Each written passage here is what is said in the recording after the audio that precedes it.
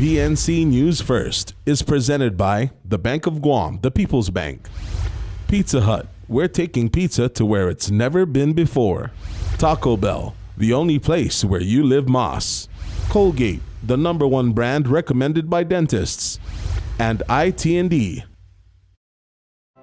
PNC News First, broadcasting live in high definition from Tumon, Guam, on KEQI and KTGM, and on KPPI on Saipan. Here is your PNC News team. Hafa and good evening. You're watching PNC News First. We are live from the Broadcast Center at Acanta. I'm Jolene Toves. Thanks for tuning in. Topping our newscast tonight, the family of the victim in Wednesday morning's shooting doesn't know why they were targeted by gunmen. PNC met with the family this morning who shared details about the attack. 27-year-old Katerina Pito was driving down this road, also known to many as the back road to Anderson, on the morning of Wednesday, when she and her relative, who was in the vehicle at the time, heard a pop. Thinking that it was their rear tire exploding, they stopped. But to their surprise, it wasn't a flat tire. Instead, a vehicle drove past them, reversed, stopped, and opened gunfire on the two individuals in the car. PNC spoke with a relative of Pito, who says that she had just picked up another relative from work and was heading home from Dedido when the two were attacked.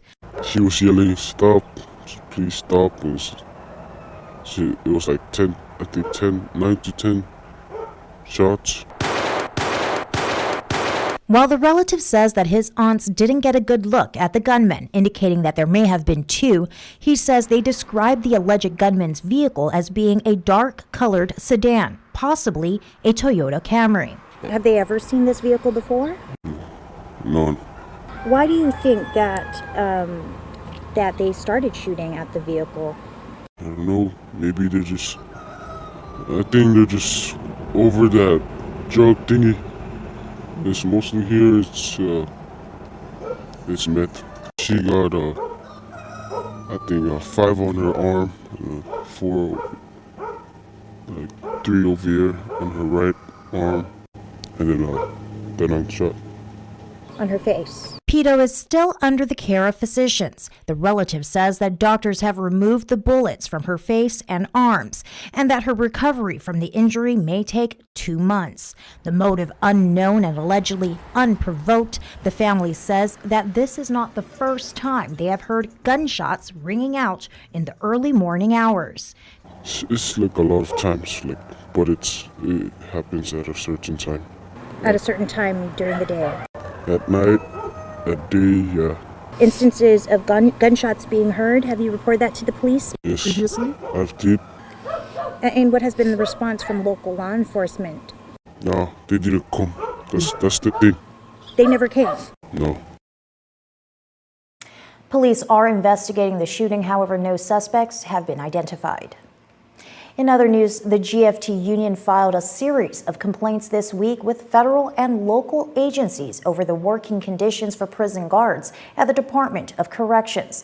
Last night, Governor Lou Leon Guerrero issued a statement in response to those complaints. And this afternoon, she met with union representatives to assure them she is doing all she can to resolve the problems at DOC.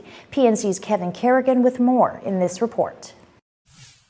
Staffing and safety issues for employees at the Department of Corrections have been the focus of Governor Leon Guerrero's attention for most of the week. Tuesday, she met with DOC staff. Wednesday, she met with DOC Director Samantha Brennan. But by that time, corrections officers had had enough. On Wednesday morning, their GFT union representative, Robert Koss, filed a complaint with the Occupational Safety and Health Administration and the Federal Bureau of Prisons. Among the issues he cited in the federal complaints are the severe understaffing at DOC, which jeopardizes employee and inmate safety, frequent 24-hour shifts, and no backup or support team in place for officers in the event of an emergency. Koss said the feds told him to take it to local authorities first. The response basically seemed to suggest that the feds would not get involved until the local government had had an opportunity to address the problem. So I assume that they're monitoring, and we're going to work at the local level to see a resolution. Cost then filed a complaint Thursday with the Guam Department of Labor, which, among other claims, accuses DOC Director Brennan of recklessly endangering the lives of employees because of the shortage of staff and long work hours. We had an incident recently which has left the officer not injured, but traumatized and on leave because he's scared to go back to work. What happened?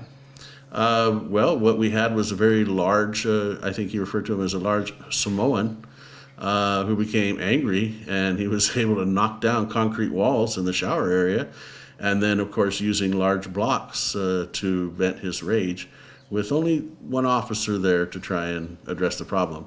In a statement to the media last night, the governor said staffing shortages and underfunding have festered for years at DOC, and her administration inherited many of DOC's problems. She said that unpaid overtime has now been reduced from 3 months to just 2 pay periods behind. Governor also said her goal is the deployment of at least 40 new DOC recruits and to provide additional resources for safety. I'm informed of a meeting at 3 o'clock today with the governor. I'm anxious to attend and see if we can't resolve this issue today. Are you hopeful? I am. That's all I have. Kevin Kerrigan, PNC News First. This just in. Following his meeting with the governor this afternoon, Koss said that he has agreed to pull back the complaints he filed with local and federal authorities. He said he has agreed to let the governor try and resolve the problems at the Department of Corrections. In related news, Senator James Moylan has asked Governor Lou Leon Guerrero to declare a state of emergency at the Department of Corrections. Moylan asked the governor to call for a special session so that the legislature can address his 2 bills pertaining to DOC. The bills include Bill 245, which provides the director of the Department of Administration the authority to amend certain personnel rules when it comes to providing specific public safety agencies, and Bill 247, which amends the current law on emergency expenses to increase the maximum general fund transfer amount from $250,000 to $500,000. According to Moylan, both bills are critical at this juncture and, if enacted, would provide long-term and short-term relief to the Department of Corrections. In other news, Superior Court Judge Arthur Barcenas had a difficult time determining an appropriate sentence for John Liao, who was convicted of sexually assaulting a minor known to him. The trial of John Liao ended in a hung jury, but instead of a retrial, he took a deal, pleading no contest to 2 counts of 4th-degree criminal sexual conduct. Sentenced Thursday, he will serve 6 months of a suspended 2-year sentence. The victim, who was 14 years old at the time of the incident, told the court that she has been greatly affected by the incident, making her an angry person and untrusting of men. Liao also spoke openly in court, begging for no jail time so that he could continue to work to provide for his daughter. The government opposed, arguing that anything less than a 2-year sentence would send the message to the community that only some get jail time, others don't, as long as you're a businessman or have a bachelor's degree. He is to self-surrender on January 14, 2020 to the Department of Corrections and will need to register as a sex offender for 15 years following incarceration. In other court news, after 2 years of adjudication, the Attorney General's office has filed a notice to dismiss the Gura conspiracy case involving the open government law and alleged official misconduct of the agency's executives. The notice to file the dismissal comes after a 6-panel jury found former board chairman David Sablon, board members Cecile Suda and Roland Selvage not guilty, acquitting them of the charges. But they were not the only ones implicated in the case. John Elau and Deanne Torrey's matters were severed from the others. Chief Prosecutor Basil O'Malley in the notice says the people have reassessed the strength of the case and believes it's in the best interest of justice to dismiss the case. Tory's attorney, Jay Areola, says, "We are grateful that the AG finally dismissed the case. This should have been dismissed long ago." 2 lawyers advised the board that their actions were legal, further stating, The government owes them an apology, together with expungement that comes along with the dismissal. Former GUR Executive Director Michael Duenas, who was also implicated, pleaded guilty to official misconduct as a misdemeanor last year. Well, don't go away just yet. After the break, we'll look at GPD Central, updates, a satellite launching next month, and more.